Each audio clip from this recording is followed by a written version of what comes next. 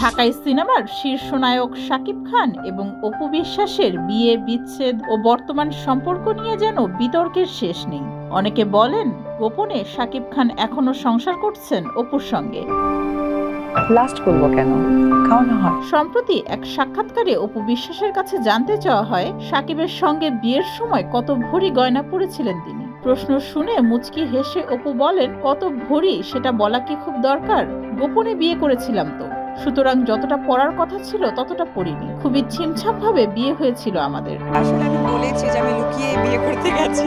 আইনি বিচ্ছেদের পরেও শাকিব অপু দায়িত্ব পালন করছেন ছেলের জয়ের জন্য। তবে তাদের বিয়ের গোপনীয়তা এবং গহনা পরা নিয়ে দর্শকের কৌতূহল রয়ে গেছে। অপু স্পষ্ট করে জানিয়ে দিয়েছেন গোপনে বিয়ে হয়েছিল, গয়নার চাকচিক্য নয়। ভালোবাসা দিয়েই সে বিয়ের গুরুত্ব ছিল। ডেফিনেটলি সে আমার হাজবেন্ড, সেই জায়গা থেকে সে সম্মান। 2008 সালে গোপনে বিয়ে করেছিলেন ঢালিউডের জনপ্রিয় জুটি অপু বিশ্বাস ও শাকিব খান। দীর্ঘদিন বিষয়টি গোপন রাখলেও 2017 সালে সন্তান জয়ের জন্মের পরে বিষয়টি প্রকাশ্যে আসে।